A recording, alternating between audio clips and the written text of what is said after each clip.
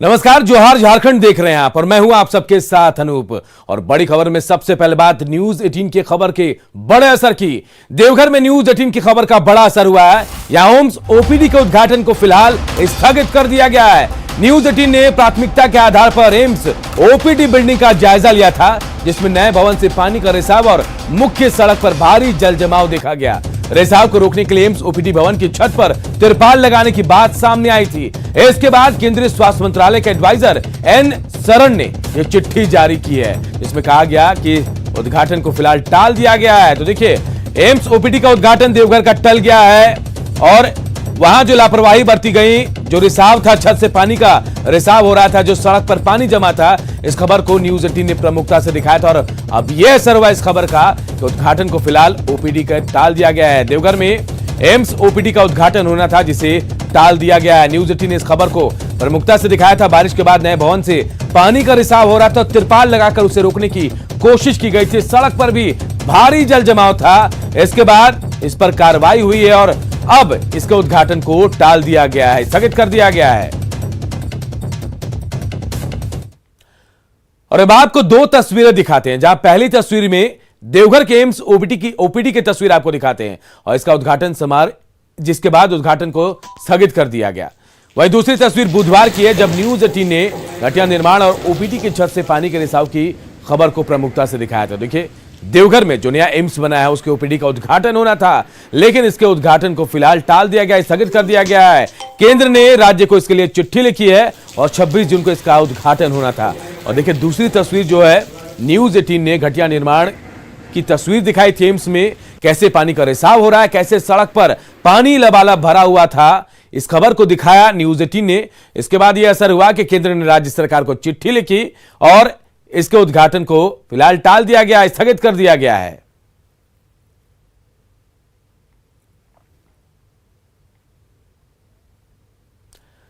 देवघर में AIIMS OPD का उद्घाटन स्थगित होने पर और अधिक जानकारी दे रहे हमारे सहयोगी मनीष दुबे। देवघर एम्स का उद्घाटन न सिर्फ देवघर वासी या संथाल परगना के लिए सौगात थी, बल्कि सीमावर्ती राज्यों के लिए भी एक बड़ी सौगात थी, जिसका उद्घाटन 26 जून को होना था।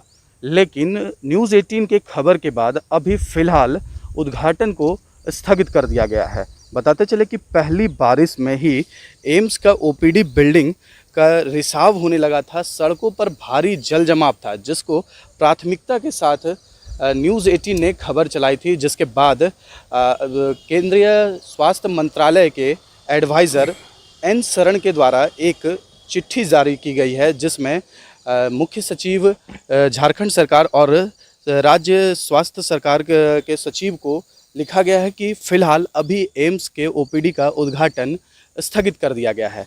तो कुल मिलाकर ये बात कह सकते हैं कि न्यूज़ 18 के खबर का एक बड़ा असर देखने को मिला है, जहां अभी एम्स के ओपीडी के उद्घाटन का स्थगित कर दिया गया है। हालांकि वर्चुअल उद्घाटन होना था, लेकिन जिस तरह से यहाँ पे सामग्री का इस्तेमाल किया गया था या फिर जिस तरह से पानी का रिसाव हो रहा था, इसको प्राथमिकता से न्यूज़ 18 ने दिखाया, जिसके बाद यह कदम उठाया गया है।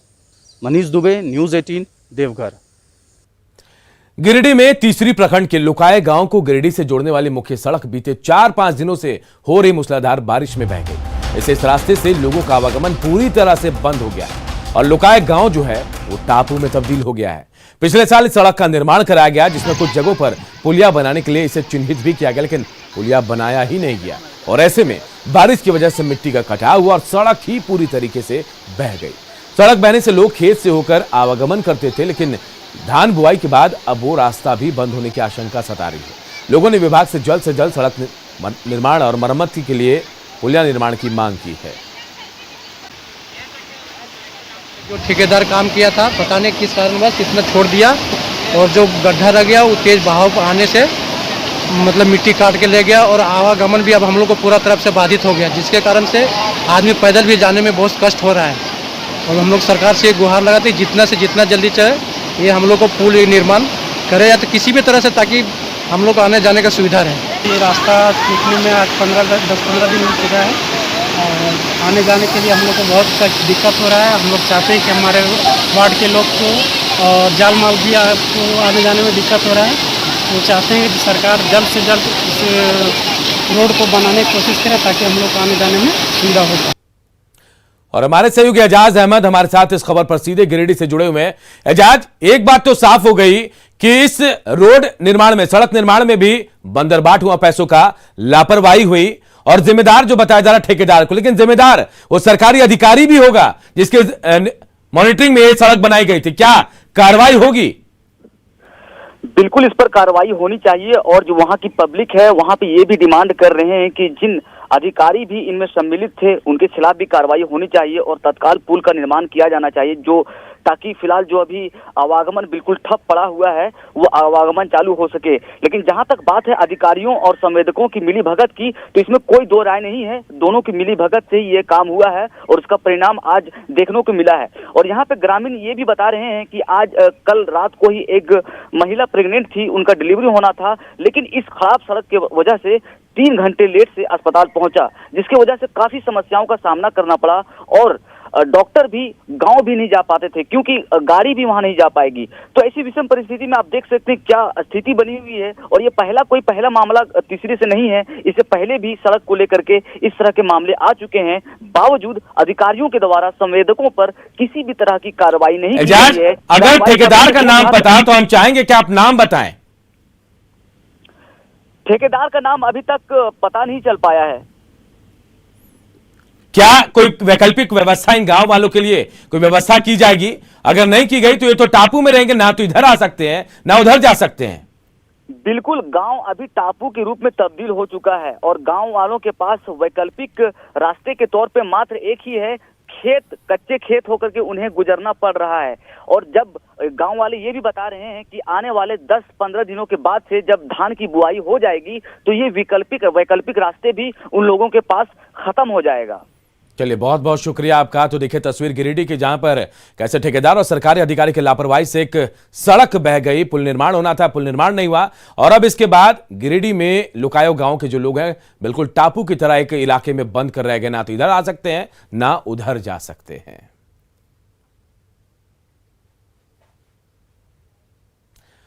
और देखिए झारखंड में अधिकारियों का तबादला एक उद्योग की शक्ल ले चुका है। राज्य में कल कई अंचल अधिकारी सहित राज्य प्रशासनिक सेवा के 48 अफसरों का तबादला कर दिया गया। इसके तहत कई भूमि सुधार उप समाहर्ता, अंचलाधिकारी, सहायक बंदोबस्त पदाधिकारी और अवर निरीक्षक का तबादला किया गया। इसका आदेश राजस्व, निबंधन एवं भूमि सुधार विभाग ने कल जारी किया। इसके जरिए मनोज कुमार रंजन को रामगढ़ का भूमि सुधार उप समाहर्ता बनाया गया, तो वहीं राजीव कुमार सिंह को रांची का DCLR बनाया गया है। वहीं अंजना दास को रांची का भू अर्जन पदाधिकारी बनाया गया, जबकि प्रकाश कुमार को गढ़वा के धुरकी का CO बनाया गया है। झारखंड में सरकार पर लगातार तबादले का आरोप भी लगता रहा है और इससे राज्य के खजाने पर जहां आर्थिक बोझ बढ़ता है तो वहीं काम में जुटे अधिकारियों के मनोबल पर भी असर पड़ता है। लगातार हो रहे तबादलों पर विपक्ष लगातार सरकार पर हमलावर है और इसे लेकर सवाल भी उठाता रहा है।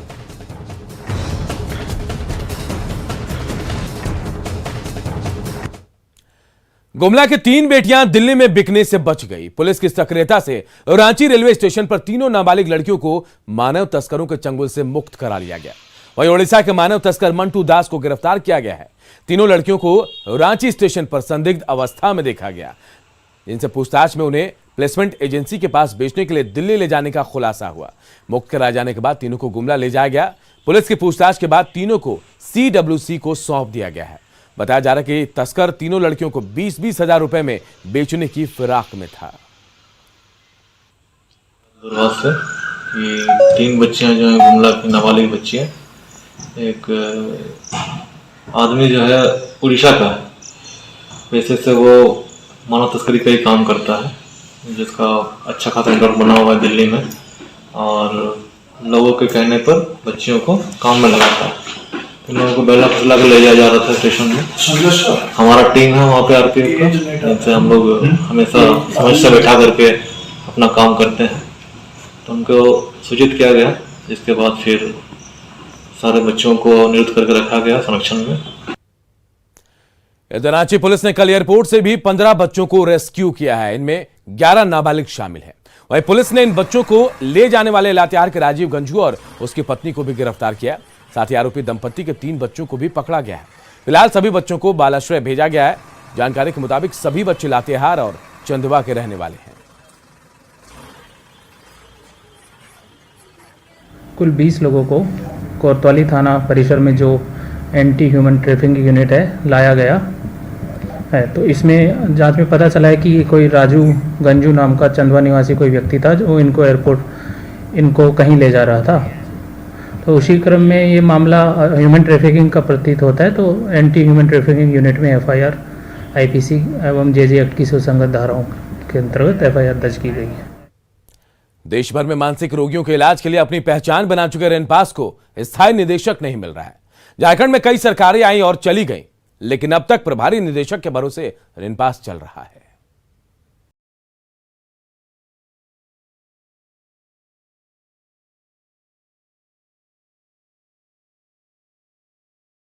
तो 25 में इसकी स्थापना रांची के काके में हुई थी, लेकिन अब तक रेनपास को स्थायी निदेशक नहीं मिला है। यहाँ डॉक्टर स्टाफ की घोर कमी है। सोचने वाली बात है कि हॉस्पिटल के 600 मरीजों को सिर्फ 8 मनोचिकित्सक और 4 PG डॉक्टर ही संभाल रहे हैं। वहीं 2016 से निदेशक के प्रभार डॉक्टर सुभाष सोरेन हैं, लेकिन अब तक अस्थायी निदेशक के बारे में कोई पहल नहीं हुई। हमारे पास 7 डॉक्टर हैं, जिसमें हम भी इंक्लूडेड उसमें, और करीब पेशेंट हमारे पास 550 हमेशा रहते हैं। तो नियम के मुताबिक तो बहुत कम है हम लोग, लेकिन इसके बावजूद हम लोग कोशिश तो कर रहे हैं। कितना होना चाहिए? As per mental health rule जो है 10 पेशेंट में 1 डॉक्टर होना चाहिए, तो उस वजह से काफ़ी कम है। तो ये हम लोगों ने अभी हम कोशिश कर रहे हैं कि एक तो पद सृजित कराने के लिए 2009 में रेनपास निदेशक की नियुक्ति के लिए राज्यपाल के आदेश से एक कमेटी का गठन हुआ था। बाद में स्वास्थ्य विभाग के अधिकारियों ने चुपके से इसमें बदलाव कर दिया, जबकि नियम के मुताबिक कैबिनेट की अनुमति से ही इसमें बदलाव हो सकता था या फिर मुख्यमंत्री से घटनोत्तर स्वीकृति लेनी थी, लेकिन ऐसा कुछ नहीं किया गया। इसका असर ये हुआ कि झारखंड के प्रतिष्ठित संस्थान रेनपास को निदेशक नहीं मिल रहा है। अस्थाई डायरेक्टर नहीं मिलने का वजह है कि एक तो ये तो हमको भी नहीं पता, क्योंकि हम भी अप्लाई किए थे। हाँ, मुझे पता है, हम भी अप्लाई किए थे, तो हम लोग को क्यों नहीं मतलब सेलेक्ट किया गया ये तो हमको नहीं पता, क्योंकि हम पिछले 5 साल से तो काम कर रहे हैं जी। और बाहर के लोग क्यों नहीं आ रहे हैं, ये एक क्वेश्चन हो सकता है। स्वास्थ्य मंत्री बन्ना गुप्ता ने इस बात को स्वीकारा कि देश के इतने बड़े संस्थान में स्थायी निदेशक नहीं है। स्वास्थ्य मंत्री बोले, इस मामले पर हमारी बैठक प्रभारी निदेशक के साथ हुई है और हमारी सरकार बनते ही कोरोना महामारी का दौर शुरू हो गया। धीरे धीरे चीजें बदल रही हैं। निश्चित तौर पर आपकी बात से हम सहमत हैं, और इसको लेके अभी 1 घंटा पहले ही मैंने अभी जो वर्तमान डायरेक्टर है उनसे 1 घंटा, आपके आने के 1 घंटा पहले की बात बता रहा हूँ, मैंने उनसे जो है इसी संदर्भ में पूरी जानकारी मांगी है, और वहाँ का पूरा जो है किस किस परिप्रेक्ष्य में क्या क्या वहाँ योजनाएं चल रही हैं और मरीजों के लिए क्या क्या सुविधाएं हैं, उस सारी चीज़ों पर मैंने एक विस्तृत रिपोर्ट मांगी है। और उस रिपोर्ट के बाद मैं सारी चीज़ों की सूक्ष्मता से जांच करने के उपरांत आपको बताऊंगा कि आगे अग्रिम कार्रवाई हम क्या करेंगे। देश भर में मानसिक रोगियों के इलाज के लिए रेनपास की एक अलग ही पहचान है। रेनपास की स्थापना के 100 साल पूरे होने को है, लेकिन स्थायी निदेशक नसीब नहीं होना एक बड़ा सवाल है। रांची से निरंजन सिंह की रिपोर्ट। न डरिए न डराइए, सच जानिए और वही बताइए। प्लीज अफवाह मत फैलाइए। वैक्सीन ही है संजीवनी, इसे अपनाइए। और यही काम कर रहा नेटवर्क 18, जो फेडरल बैंक के साथ मिलकर वैक्सीनेशन को लेकर जागरूकता अभियान चला रहा है, जिसका नाम है संजीवनी अ शॉट ऑफ लाइफ, और काम है जागरूकता के जरिए कोरोना को मात देना। आपने टीका लगाया क्या?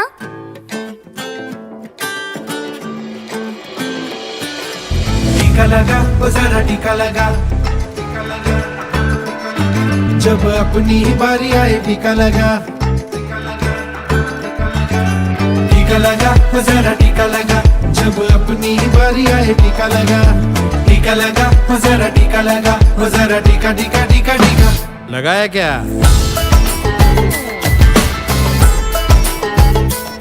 चल हाथ बढ़ा और साथ सभी के चल दे, एक टीके से बन जाए बात समझ ले, परिवार साथ मित्रों को शामिल करके लड़ जाएंगे टीकाकरणों के दम पे। ओ ये जो ढाल सी है वो कमाल सी है, संजीवनी आई यहाँ। टीका लगा तो जरा टीका लगा, जब अपनी बारी आए टीका लगा, टीका लगा तो जरा टीका लगा, तो जरा टीका टीका टीका टीका लगाया क्या?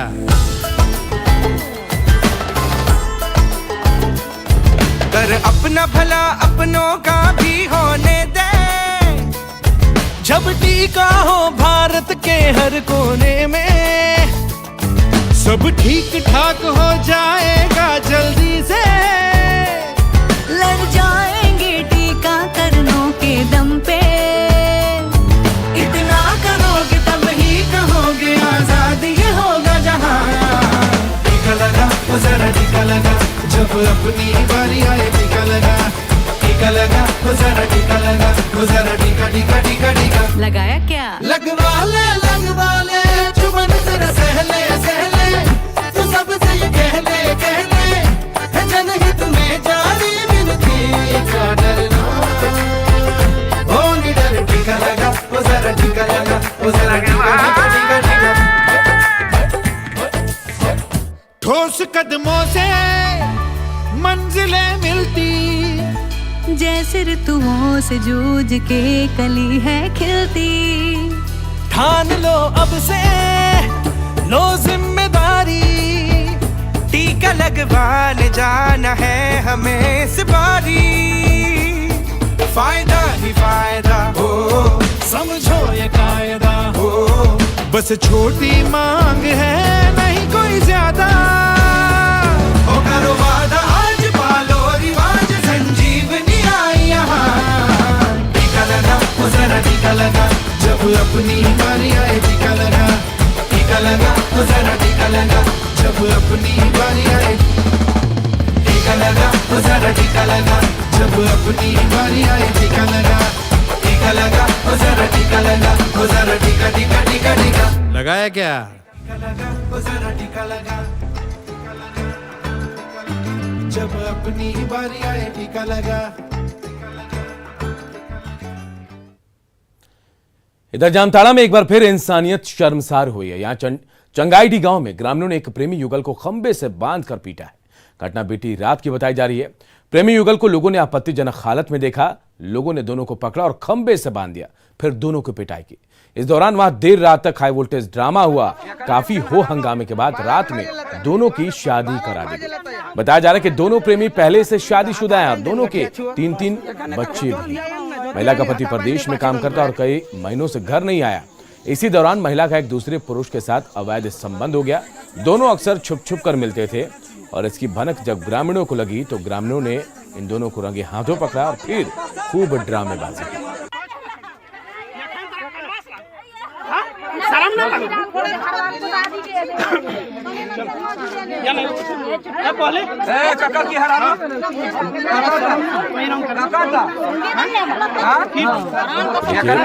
कैसे लोगों ने एक बार यहाँ कानून को फिर से हाथ में लिया है। जामताड़ा की तस्वीरें हम आपको दिखा रहे हैं। यहाँ गाँव वालों ने एक प्रेमी जोड़े को पकड़ लिया और दोनों को खंबे से बांधा और जमकर दोनों को पिटाई कर दी। देर रात तक ये ड्रामा होता रहा और आखिर में इन दोनों की शादी करा दी गई। लेकिन हैरानी की बात देखिए, ये दोनों प्रेमी जोड़े जो हैं पहले से शादीशुदा हैं, दोनों को 3-3 बच्चे हैं। लेकिन गांव वालों ने इनकी एक नहीं सुनी और इनकी जबरन शादी करा दी।